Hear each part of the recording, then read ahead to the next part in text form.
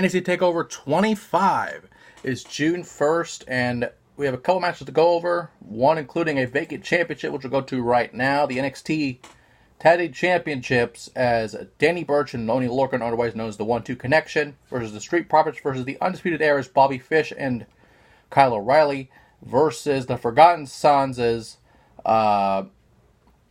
Wesley Blake and Steve Cutler. Of course, Blake, a former tag team champion in his own right in NXT, with former Cruiserweight champion Buddy Murphy. But this is a match, of course, as we saw last week, I don't know what we're calling them now, but I guess the Viking Raiders, I guess that's what we're calling them now, I'm not sure.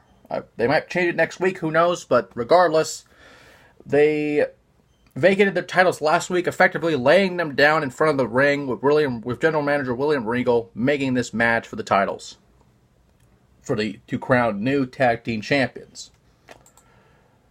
Now, I really don't know who would win this one, because you have former tag champs in the Undisputed Era.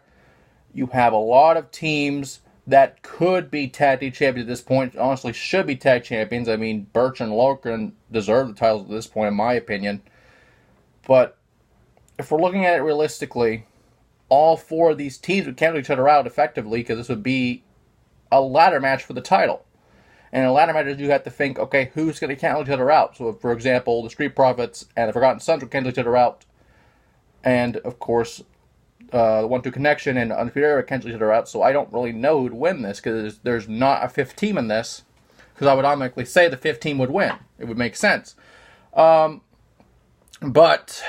I will pick Lorcan and Burch to win the titles. The Street Profits have a lot of potential, and I would not be surprised if they win the championships. The fans love them. The crowd loves them. It would be a perfect moment for them to win the titles, but I have to go with Lorcan and Burch because they deserve it. They deserve it more, in my opinion. Next up, we have Matt Riddle versus the Undisputed Era's Roderick Strong. This will be a great match. Just submission wrestling, just backbreaker versus strikes. It's going to be a great one. I will pick Riddle just because I don't think he's lost yet I think he's still undefeated. I may be wrong on that, but if he still is, I would pick Riddle because it just makes sense to keep the streak going and eventually have him lose to a title, which he may have in the past, but I just can't recall at the time. Not that Roddy doesn't need to win, it's just Roddy can carry him to a greater match than he could have possibly on his own.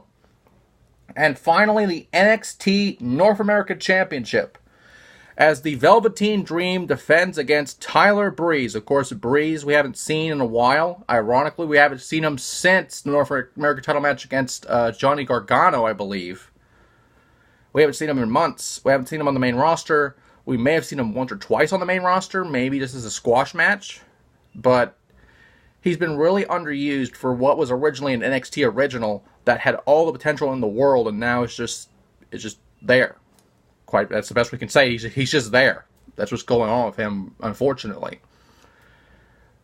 But as much as I say that, the Dream will retain because unless Breeze is there full time at NXT, just brought back down to NXT, there's no way I see him holding the title. I mean, if anything, he would be a great candidate for the 24/7 title, especially since it's a modern. And I know people complain about the 24/7 title, but I love it as it's.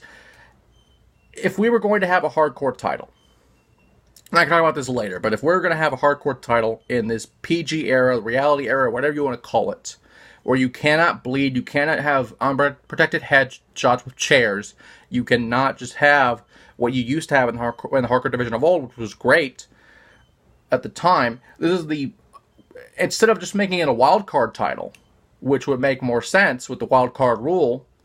That way, anyone that wants to challenge for it can just go to the other show and challenge for it. That would be my opinion of it, but I think Breeze would be a good candidate for the 24/7 title and make him build off of that.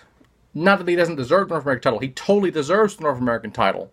But I don't think they'd let him have it. As skilled as he is, as great as he is, I don't think, as of now, he would be the best North American champion. As much as I like the guy, it sucks to say that.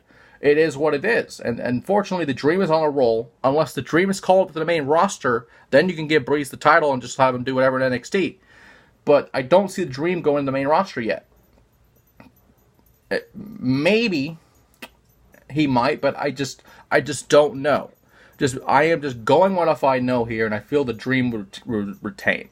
And with that being said, NXT Takeover 25 is June 1st, and we'll have a few more matches, hopefully. If not, this may be the final card. Time will tell.